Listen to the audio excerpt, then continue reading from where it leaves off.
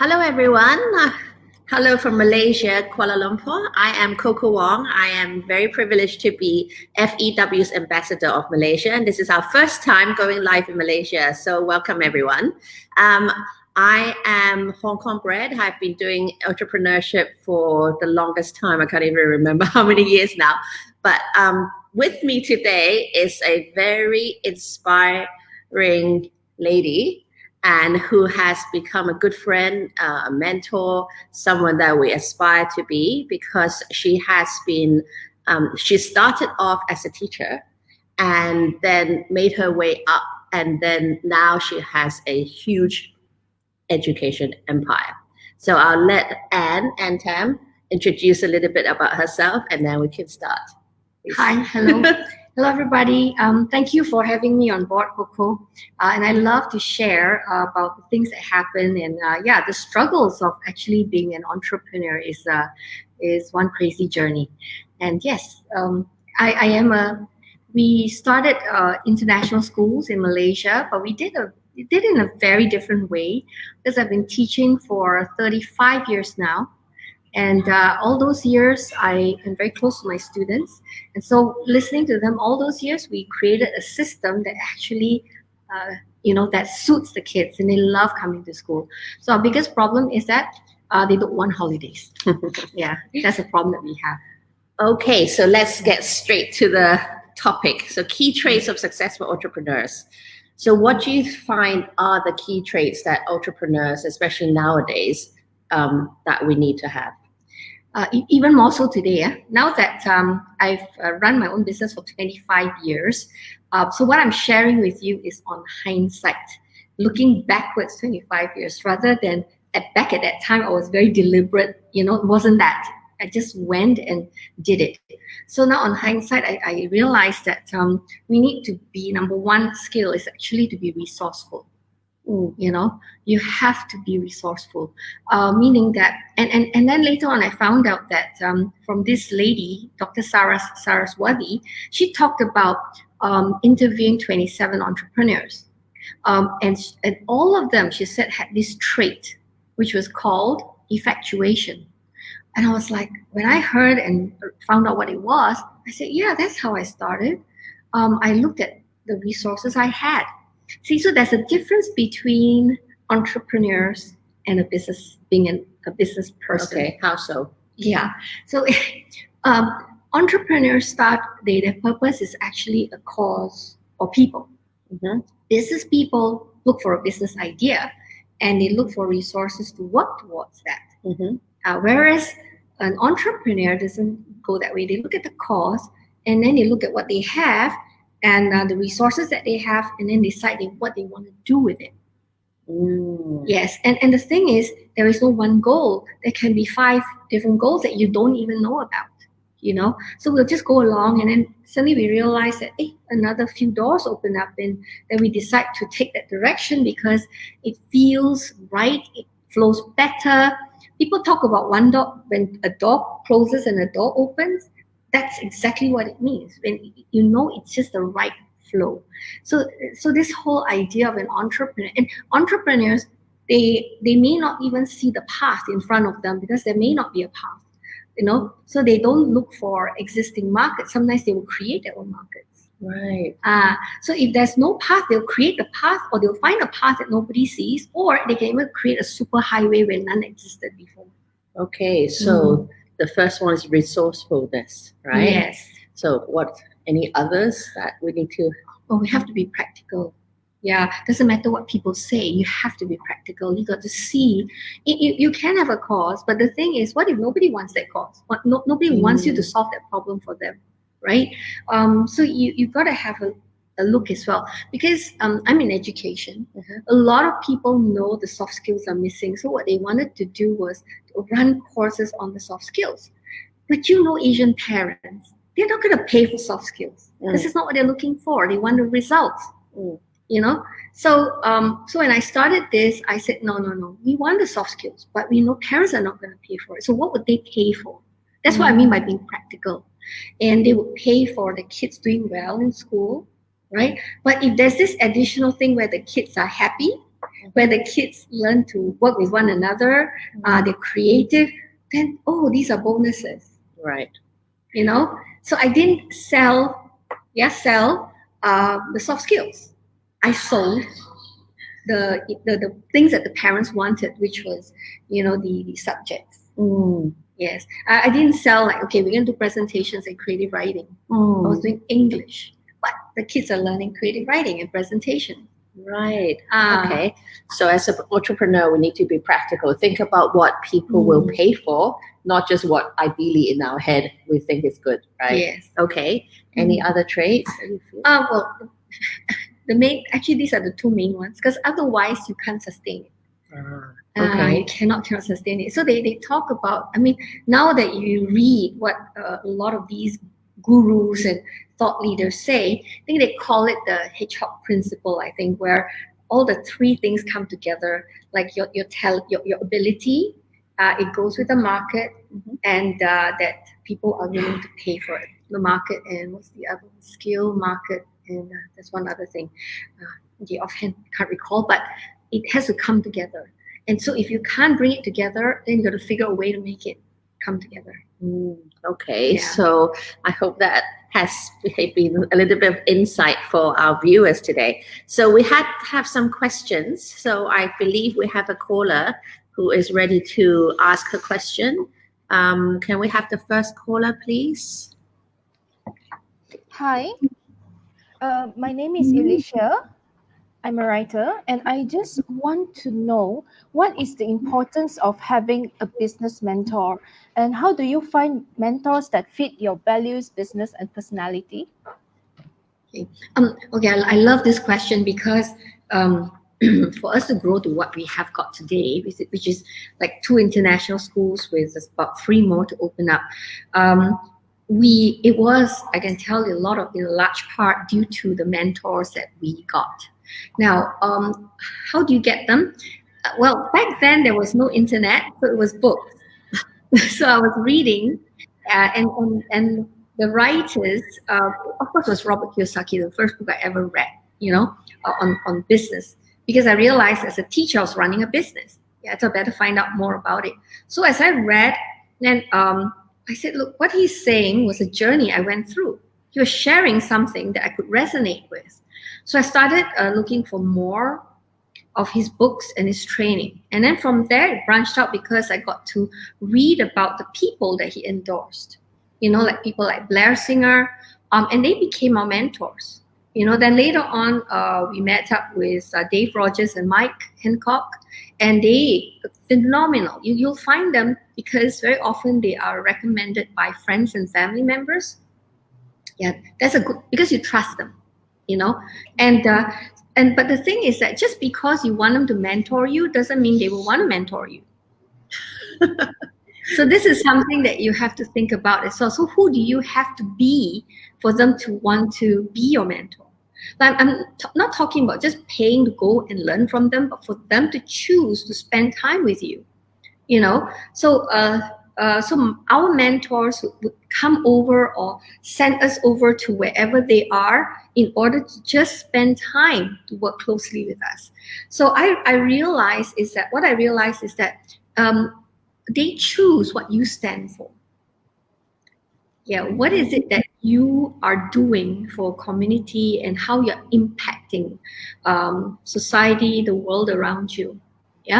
And once they've chosen that, they also look for congruency. Between what you say. It's not about alignment, it's about congruency. What you say and what you do, whether it's cohesive or not. If it is not cohesive, they get it in a minute because they meet so many people, they train so many people. And I found out, because I'm very close to my mentors, and they share. And one of the things they say is that, there are those that they know that are coming for their classes and training and all that, but they know exactly who they are as well. So they get to choose. So the congruency is critical. The other one is also about giving first. Because a lot of people, when they learn from trainers and business mentors, they do expect the mentors to give all the time. So what I found out from the mentors, what they liked about us was we kept giving them. And we gave because we really appreciated what they were doing. They were helping people, right? Because the more you grow a person who runs a business or an entrepreneur, the more they open up the economy, the more they, you literally create jobs for people, create opportunities for people. So they like that. And so we decided, look, we appreciate, so we give. And in all sorts of ways, like sometimes support, we support them. When we go out, there are a lot of people, but we pay for the meal. And what I found out is that most times people expect them to pay for the meal. For everybody, even up to 20 people, they expect them to pay for the meal, So what we didn't, we just paid, But that's because we wanted to thank them, and even the rest of the members were fine as well, because we were learning from each other. So we came from that space of, I guess, gratitude, and they love that. So that's how you get to choose some of the best mentors, or the mentors will choose you to help. Okay. Thank you so much for answering my questions. Thank you. Thank you. And thank you for your question. Okay, so I believe we have another caller. So can we put her on as well? Do we have the second one? Okay, perhaps I can ask one that has been sent to us beforehand. So this one is from Jennifer. She's asking this.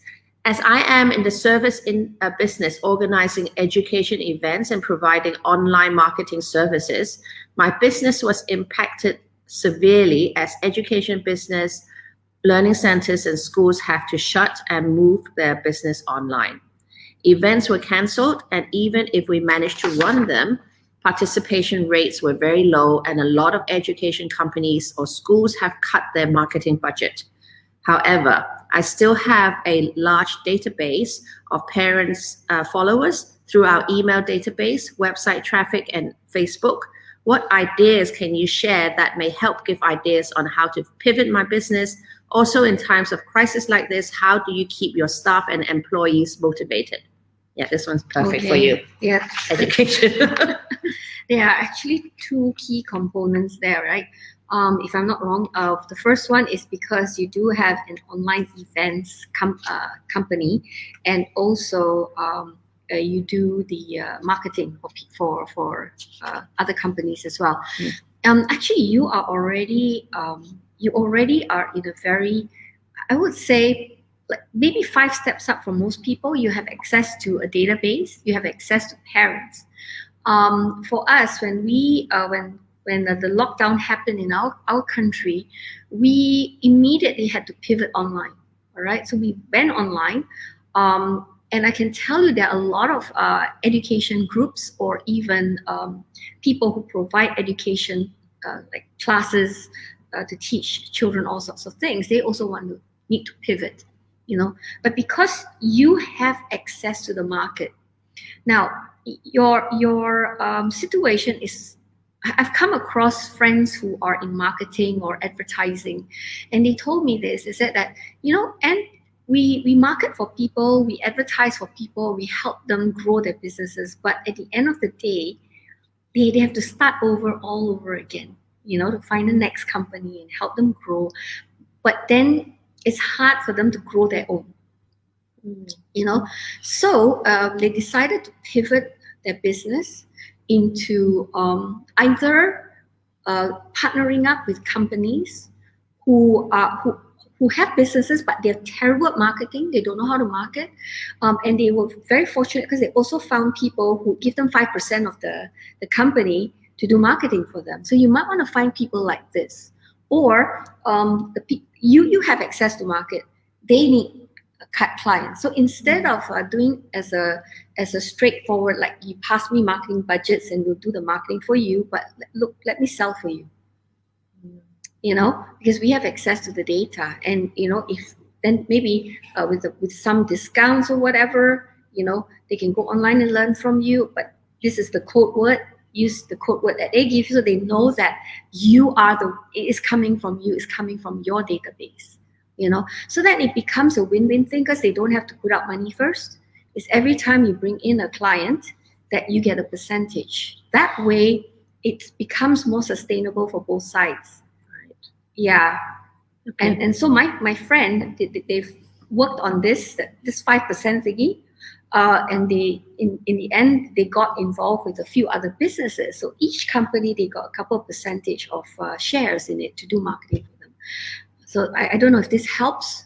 Yeah, because I'm not quite sure the complete nature of your business, but this is something to think about.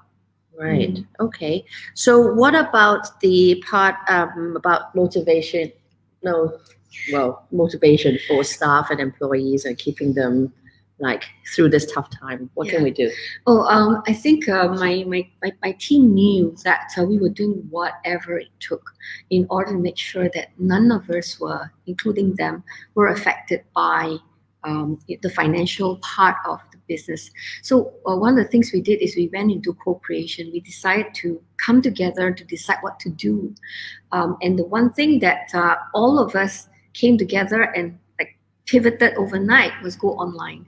You just imagine, teachers are not trained to teach through the camera, and if you do wonder, some teachers are so boring online that you see, because doors are opening for teachers to teach online, right? Especially from schools, and they find it difficult to engage the kids.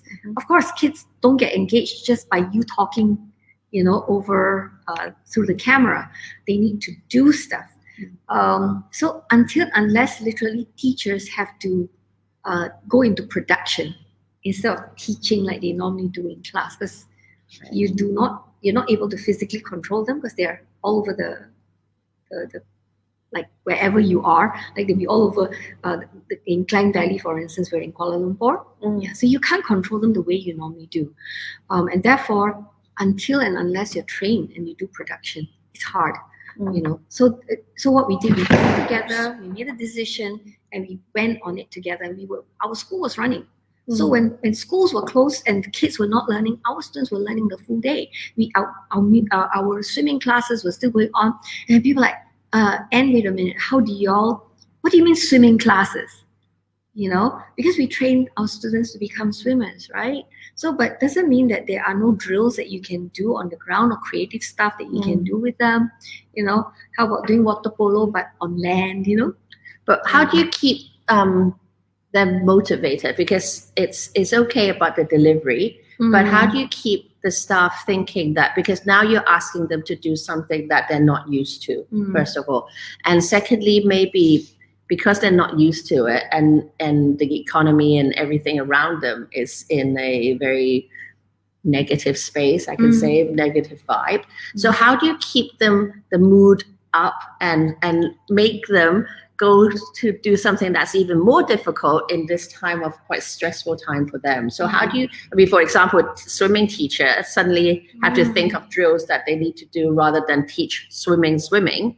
So how do you motivate them to be willing to do something that is out of their comfort zone? Okay, I think the one, now that we've done it, I realize that it's just because we are doing something. None of us felt helpless. The fact that we could still deliver content to the parents, and therefore it kept the business going. All of us were in it together. We came together to decide, yes, we need to make it through together. So that's how, and the minute they saw that we were not just giving up and decided to, after all, the school cost a lot of money to rent the space, right?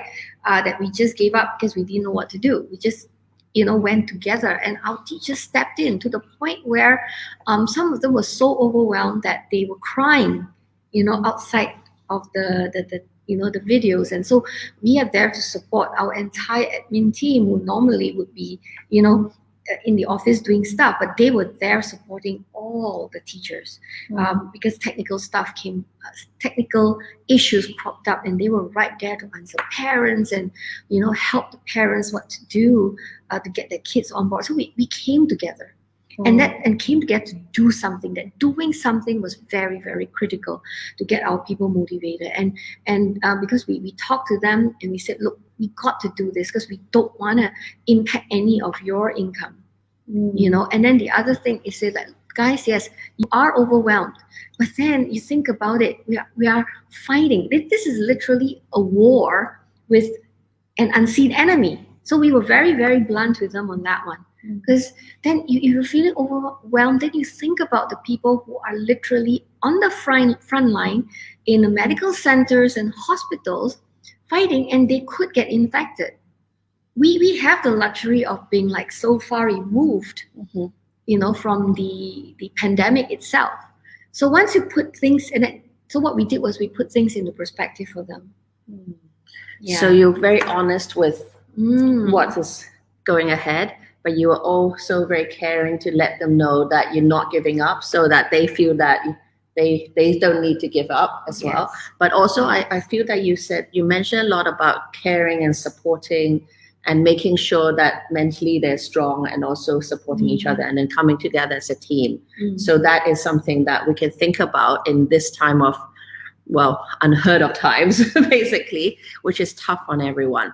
Okay, great. Thank you very much. So please, if you're watching and you've got any questions, do feel free to type it in the comments and we'll be happy to answer them. So we'll continue with our next question, which is, some entrepreneurs have inborn talent and grit at entrepreneurship. Some of them, like yourself, came into entrepreneurship world not knowing anything and needing to find and figure things out from the start. What is the mindset needed for entrepreneurs like this, and how do they work on this mindset? Yeah, actually my mindset was that of a teacher. It was an employee. So back then, doing business was risky, and so on. So it came from, again, on hindsight, it came from the space of need. I realized I was teaching in the colleges, and I saw, you know, students coming from around the world even to come to college, and many of them did not have the critical skills at college. And I was like, oh my goodness, I don't want my children to grow up not having these skills. And I looked around, I couldn't find anybody making sure that they were acquiring the ability to think and to be able to speak in front of people and have a really good discussion, right? Because I was the head of the English department, and I was running, placement tests. And how can we be that 80% having learned English for 11 years, they're not at native speaker level? How can you pick up a language for 11 years and be bad at it, right? It happens. So those are the things that I realized, and teaching the students, like, 6 months to undo this? That's not going to work. 6 months to teach them how to do academic writing skills. In US and America, they learned it since they were 10. So it came from need. And I said, okay, I think I know what to do about it. For children, we'll start from kids. And for my children, so it came from that space. And the other thing was, over the years, working for people, I realized my car size kept shrinking and shrinking in size. It didn't make sense either. And we calculated that upon retirement, we would have to lead a simple life. How do you work for 30 over years and lead a simple life? That means 10 years down the road, we may not even be able to afford to change our car. And we have degrees. So it came from that. So if you look around you, a lot of us start businesses because we saw things that just didn't make sense. And then you look around, realistically, what does it take to make these changes? Right. Yeah.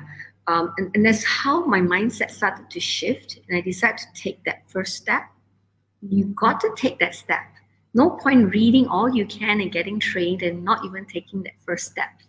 Because the power of learning is you do, you learn, then you add on to the knowledge, and you do, and you learn some more, because a lot of people think they have to learn everything first. before. And this is what happens in school. They expect the kids to know immediately as they do their work. No, you learn, but in doing the exercises, you learn some more from what was taught. Not the other way around. And I realized that's how life works as well. So then that's how the mindset starts to shift. And then there's no point you looking at, let's say, the top business people in the world. Like for me, it was Richard Branson. I really like what he was doing, but you can't do what he did because what he has done at that point. So you're going to have to learn from people who are maybe a couple of steps ahead of you. We can learn from them, but you got to be prepared that you might only be able to apply what you're learning maybe 2 years down the road. Right. Okay. So so basically the mindset would be, just a recap, would be to focus on looking around what doesn't make sense and then thinking of a solution, but also looking at people who are not that far ahead of you, so that is sort of easier to model, but also looking at the prospect, like the future, and thinking, okay, that's where I'm heading, right? Is that like... Because we learn from two ways. I learned from people who were really that far ahead, but then they came backwards to teach. Okay. I also learned from people who are already way out there, especially those who are like bestsellers, because they're way right there. So you can't really take everything that they're doing because it's too far away, right. But then you be prepared. It's okay, read and learn, because the first thing that will happen is when it's your time to apply what you learned 2 years ago, you recognize it like this. It's very powerful. Seed gets planted. But they may tell you 20 things, but 2 years later, you may be able to apply one because the other 19 is still a ways away. Yeah. Right. I really love that, because you're saying do first. And this is often the problem with entrepreneurs, I think, even myself. You tend to overthink, and you plan and you strategize. And then as you're planning, you sort of wipe out your ideas, saying, no, this doesn't work. And then we self-doubt a lot. But actually from doing and not fearing to fail, which is a very strong key for entrepreneurs nowadays, is then we learn from what we've experienced and then just build on it. So I love that. Do learn and build, and then do learn and build again. Yes. And this whole idea of failing is something that I need to, because especially the Asian community, has been instilled in us not to fail. So I just need to qualify a little bit. If you're talking about failing because it's out of carelessness, or just because someone doesn't care and they're just doing the work whichever way they want, that failing is not the same thing as really giving it a shot, going all out to do it and find out, okay, you know what, this doesn't quite work the way I thought it would. I may have to readjust it, or sometimes just throw the whole thing away and go into something else, but you look at what you picked up from there, and that is critical to acquiring and building upon the successes. You need to know how to do that. So that there is this one slide, or one little cute little, they call it meme, or in this case, where one was fail, and the person was carrying like a pile of 10 books above his head. Every book says fail, and he was just being crushed by that weight. Oh no. And the other picture was, this person had this book, fail, step on it, fail, step on it, fail. So it was like a staircase. Okay, of that's books nice. That says fail, but every one is a step. Wait, which way? Yeah, so you can see everyone is a step going upwards, and it was that the person was stepping on the failure and not being crushed by the weight of it. And I thought that was really, really powerful. Okay, very good. So we've got another caller. She's on. So can we have this caller, please? Okay. Hello. Hi. What's your name, please? Hi, I'm Tini Rahim. Tini Rahim. Okay, nice to meet you. Hi, nice to meet you too. I have one question.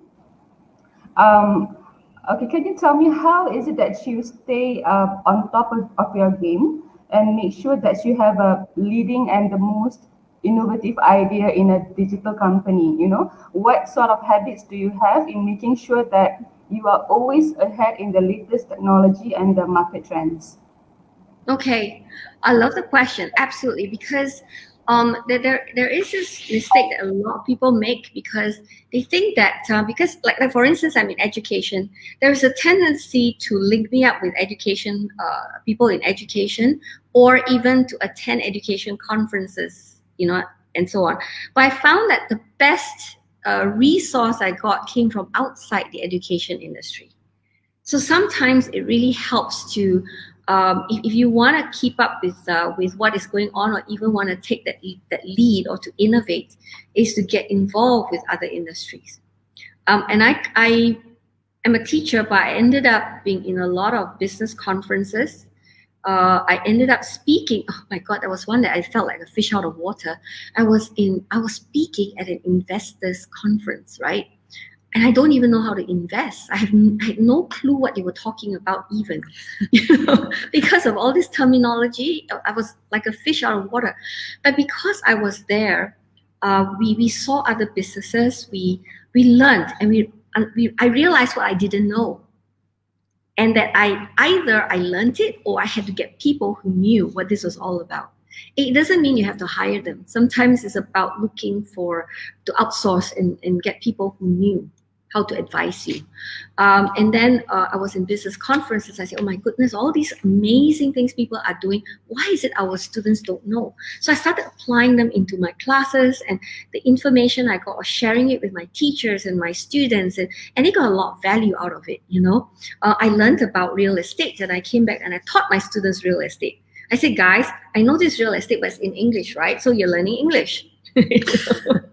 So it was this crossover, and then we ended up creating the first chemistry role-playing game in the world as a school. I had no clue because I'd never played an RPG before, but we said, look, this is the children's world, let's do it. So I ended up in a lot of digital conferences, and again, I picked up so much, and I realized, okay, these things all need to come in. And so then we were innovating in such a way where we were bringing things into an education system that is not even aware of all these things out there. So I'm not sure what industry you're in, but you might want to consider that, crossing things from different industries. And it is it's not just a technique, but it is what people do, to grow and innovate forward. Yeah, I hope that helps. Okay. Yeah. Thank you very much. Thank you so much. Welcome. Okay, so very good. We have a question from Facebook. I lost my job at the end of May, so I've been exploring the possibilities of earning online. Right now, I'm still testing the waters in videography and affiliate marketing for hybrid learning platform. After some time, I've settled with these two, but I'm wondering whether I should continue to try gain other possibilities, and I'm afraid that I might be overwhelming myself. Okay. Actually, because of the pandemic and all that, everybody's overwhelmed. So welcome to the new world, the new economy, right? And so pandemic actually gave all of us a kick in the butt. That those who feel like they have to do something about what they were doing before, well, now I think there are quite a lot of people who are in the same situation as you are, having to relook at the way you are making a living and what you want to do out of your life. Okay, so yes, exploring affiliate marketing is actually a faster way, of course, but what you might want to do is to figure out what added value you could add to what were the two areas that affiliate marketing and videography. Videography. Okay, so now if you're doing affiliate marketing, then what is it that that you're marketing? Yeah, the products that you're choosing to market. Figure out what other additional value you can add. So it's not just about going out there and putting it and listing out what you're selling for somebody else, but the value. It can be giving people additional information, having sessions or videos where you can teach them how to use it. If you happen to be doing affiliate marketing for spices, for instance, maybe you can get a few people who are very good at cooking to show what they can do with the spices. If it is a education product, maybe talk to parents who actually want that product and interview them to get clarity as to why they want that product. So even though they are not part of what you're selling, but the fact that you can find people who are talking about, I would love for this for my kids to have this, would help them have better understanding of what it is that the product is about as well. So it's about adding value. Don't be afraid to do that. The other thing you can also do is, where do you want to take this? Where do you want to take it? How far do you want to take it? Do you want to be, because I know there are people who are really into baby products, and so they just want to be the one-stop center, and you look at what is missing in some of the other affiliate marketing that deals with baby products, because you're not going to be making the baby products yourself, right? Unless you want to make the baby food, is one thing. But then you're going to have the processes that make it safe to be transported, and the food has not spoiled, right? So, but then most times you're not going to be making the product. Yeah. Then where do you want to take it? Yeah. So Okay. If it's green products, then you want to be the space where people get the latest. So you got to decide. So she did say she's looking to do hybrid learning platforms. Okay, so anything you can advise on the hybrid learning platforms, because there are quite a lot of hybrid platforms nowadays. Yeah. Okay. Hybrid in what sense? Hybrid can be also bringing different products together. A hybrid can be different ways of learning from the same product. I'm not talking about blended learning. Hybrid is bigger than blended learning, Okay. So I'm not sure what you mean by this, the hybrid.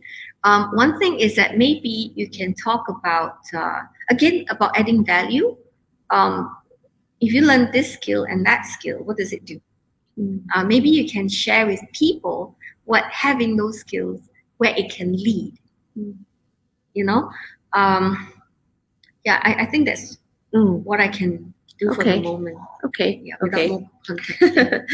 So keep your questions coming so that we can keep answering them. Okay, this is another one. For those who have top of the line ideas, what do you use that to fuel business growth? Can you guide us with a step-by-step process in turning an idea to an actual product or service? Okay, step by step, I'm not sure, because I go a lot by intuition. I go with flow a lot. But what I realize is, if you have a great idea already, the next two steps that you need to take is collaboration. Yeah, one, collaboration, the other is replication. Okay. Yeah, because if people like what you do, you just need to find more communities who feel the same way and replicate that. Of course, at the back end of it, you got to train people to be able to do it. Yeah, but yes, replicating. And that's okay. Maybe to give you an idea, wealth is created. This was something I read. Wealth is created from solving more people's problems at the same time. The more people's problems you can solve, that's where the wealth is created. If it is limited to a few people at a time, it's hard. It's hard. The other one that you need is consistent income coming in. So the minute you sell something, it's recurring. So every new person you bring in adds on, rather than you sell next month. People are not going to be buying from you for the next 5 years, and every month you're selling. It's really, really hard. So what you want is to find a way to retain. Yeah, even if it's small amounts, because that small amounts is what will give you a baseline to operate from. That every month you don't have to worry, and so every new person coming in is to add to it and add to it and add to it. That was one of the things I realized. And then what we mean by collaboration is this, because if you have something that's already powerful, right? Sometimes when you collaborate, that person can open 5 doors at one time. Okay, yeah, because you have a great idea. Like what has happened is when we started, look, I'm a teacher, 0 resources, 0 track record in terms of running a business. And we just kept building and bootstrapped ourselves. And then we bootstrapped ourselves to running 2 international schools. But because we have the differentiator, and we were training our teachers to do exactly what we do so that it's consistent. And suddenly now, we have an entrepreneur program that nobody has, actually for children from 5 years old all the way to 11. And they're learning it every week. People are like, what? You have this and they're running businesses while they're still in school? Now we're talking direct to developers. And when you talk to one developer, they have 5 projects. And this is what I mean by collaborating. Recently, we also created the first Finnish Asian hybrid kindergarten, and just recently people running the medical business, they just talked to us because they're opening medical centers. So each one of them, they want a kindergarten inside. Okay, so straight away we're talking about 4. A developer wanted for 4 of their, locations as well. So this is what we mean by collaborating. It's really fast, like this. So with this collaboration, I have to add on. So how do we look for the right people to collaborate with? Because in this world, we can't really trust every single person that we meet, right? And there will be times when you share your ideas and then they take your idea, right? So as entrepreneurs, I think there's always this fear that you have a great idea, you tell people and then they take it or they do something with it. So how do we protect our ideas and yet find good collaboration partners? Okay, that's fantastic. First thing, yes, it's about actually building relationships. Right from the get-go, just make sure you are consistently building relationships, because people are not going to come to you and give you this straight away, right? Because you're talking about, these are big collaborations. Now, like I said, I'm a teacher. I don't have access to the big boys, literally, So when you build relations, like for me, I was building relationships with my teachers, my students key, my teachers were next. And we had associates and suppliers, and we made sure we treated them well. So I didn't have the big cables to pull. They had big cables to pull. I'll give you an example. Like we treat our cleaners well, because we outsource the cleaning services, right? Yep. So we make sure they had lunch, free lunch and all that within, because we provide it for our teachers anyway, so we provided it for them. Now, the owner of the cleaning services know how we treat their people. So they love that about us. So what and later on I found out he is the nephew and godson to one of our biggest tycoons in Malaysia, right? And he would give me resources. He would, and you're going to Indonesia, I can introduce you to this person and that person. And that's where they come from. Say for instance, we have another cleaner. She's not part of the cleaning service company, but we took care of both her and the daughter, and then her other daughter is an accountant. You don't know. You just don't know. But we didn't do it for the connection. It was just that we realized building bridges and building connections. Just don't disregard and see, just don't disregard a person and say, no, they're not bringing any value. I'm not going to spend time with that person. We never did that. There was somebody I met on the plane, and he knew that we were doing education. A month later, he called me and he brought this lady into my school to talk about some collaboration. And we opened the door and we got to know her, and we treated her well, like the way we treat people that we know. And before you knew it, she was bringing, getting funding for us. She still is. And we just set up a company together. you know, and we're going into a couple of ventures together. And when you look at her, people would really, really estimate her. Yeah. And don't disregard anybody. You just build a relationship. But as you meet people, you will know from the things they say whether there's any alignment or whether you're talking the same thing. And then after that is what they do. Then only do you like reveal everything. So when you meet people for the first time, don't just reveal everything. So that's the protection. Yeah. Okay. But what about when you start revealing? Do you set up contracts that or NDAs or any of that? Because sometimes it's quite odd when you're meeting someone, you're looking for collaboration and say, no, sign this first. But do you do that to protect yourself, or is that the right way to do it or not? Yeah, actually, getting contracts done is really critical. That one we learned from one of our mentors. Yeah, the NDA, yes. Because when you start talking NDA or even collaborating, taking the next step forward, you would have got some sort of connection already. Like, you know, okay, this is a person I want to work with. And if it's not a person you want to work with, you can listen to them, but, you know, kind of let the discussion die by itself because it's just not going anywhere. You know, so we don't have to be rude. That's the main thing. Just don't have to be rude, because sometimes the timing is just not right yet, but later on it may come back again. But yes, the minute you're heading in the direction where you're collaborating together, yes, get an NDA signed. Yeah. Okay. So that's the protection we need to think about. Yes. And about the replication, because you did mention the replication is very important. So that is a sustainable business, right? But what about a lot of people do servicing, which is like one-on-one. And you did mention that one-on-one or one-to-few, it's not that easy to scale. So what would be your advice for people who do one-on-ones or one-to-few at this moment? Okay. To break it down, make it simpler so that it's easier, or? Okay, we have a great mentor. His name is Clinton. Amazing mentor. He's the one who, you know, it's like one of those things where you have the face palm moment that is about replication. And what he does is he makes us train till we own the skills. Yeah.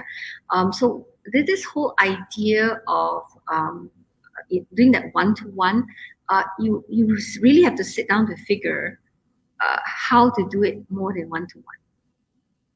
Yeah. If you're a medical doctor, it's hard because it's got to be one-to-one. But then you can actually have a clinic where you have another doctor that does one-to-one. Yeah, you can have 5 doctors who can do one-to-one. That's how you do the replication. Right. Yeah. So if you are doing one-to-one, then you might want to bring in people who that's where you might get worried, right? I was worried because back then when I was teaching classes, do I train people to do what I do? You know? And then I realized that if I teach them to do what I do, then I got to give them the opportunity to own their own thing.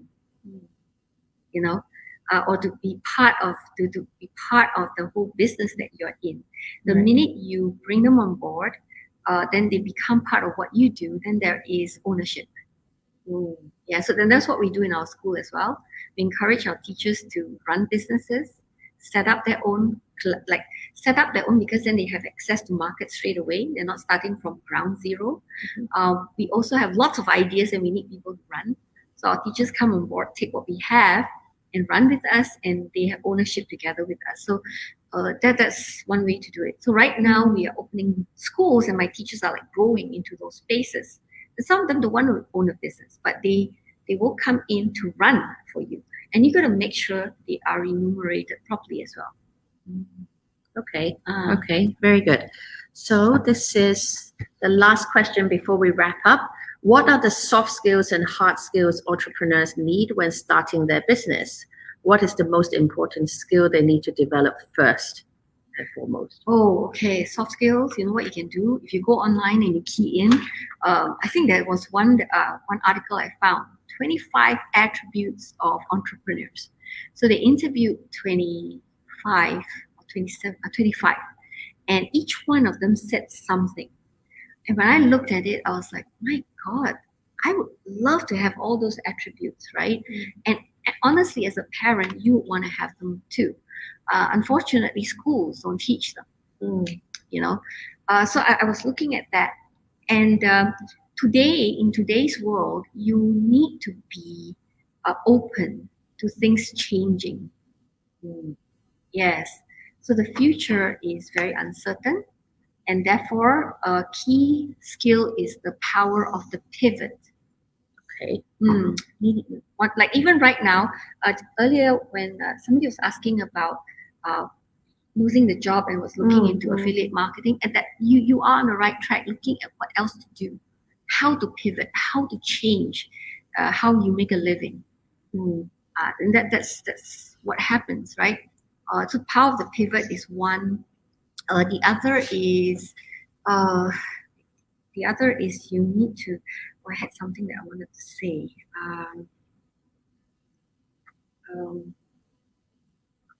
Besides the power of the pivot. Oh yes, you need to know. Okay, when you baseline Grand Slam stretch. No, there's something else I wanted to say. Besides the power, actually there are quite a few things. Okay, to be an entrepreneur, but you may need to go and check it out. The list is very long. Okay, it's the 25. The 25 attributes. But when you're talking about the pivot, which I feel that a lot of people are facing to have to look at, there is this big hinder, which is the fear of change. Because a lot of us are trained to do things this way, or we should only have one career path and don't change jobs, and we've studied at university for this. Now suddenly you're telling me to do something else. So there is this fear of the unknown, of the change. How would you say we should face that? Thank you. That was exactly where I wanted to hit, actually. First and foremost, I was at a college, part of a discussion group for UNESCO just 2 days ago. And this guy who does data analytics, the company they do data analytics, they said that 70% of students who are trained for what they do want to do their own thing, and half the time it's not even what they studied for. So there's already a reality. Okay, so the thing is, if it's uncertain, then people want certainty before they start something, and it was such a frustrating thing, because when we do anything or we start something, we have no clarity at all, and people who join you or are moving along with you, many want clarity and they want certainty. So a friend of ours who was training our school, the people in our school, actually in one flip chart made everything clear.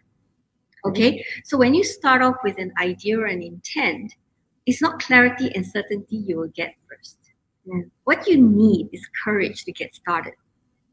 Okay, and following the courage to get started is the commitment to keep going. Yes, so upon you moving forward like this, only will the clarity come and certainty after that. I give an example. When we first started doing this, we were like, yes, we want to change education. We were like, yeah, we're changing education. But as we went along 10 years later, what are we changing education to? We didn't even know what we were changing it to. Then at the 10th year, we got clarity. 10 years later, but we knew we were changing education. 10 years later, we realized, oh my God, we're actually changing and pulling education into the future. Right? So then, what does it even look like? What does that future look like? Nobody knew. Nobody knows what the future of education looks like. But we were clear it was moving it into the future. Okay. Yes. And then the next thing is we got certainty and clarity, and this is the certainty and clarity that the future is uncertain and it's constantly changing. Okay. That was our clarity. Okay, so we don't really need to have clarity right at the start, because as we go along, it will become clearer and clearer. But we just need to take that first step and just go for it and do it and do something. But would this be a side hustle or full-fledged pivot? Oh, good. Actually, the best is if you have a job, don't drop the job to start something, that you're not certain about. All right. I was still teaching in the college when I started my side hustle.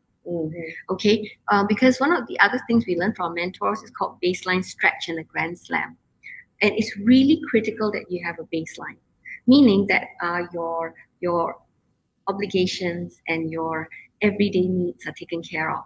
Okay, because otherwise, if you're throwing everything that you have at it, including what you have saved up at the business, the minute that savings is gone, your business stops, and it's really painful. And the thing is, sometimes it may need just maybe another year before it can take off.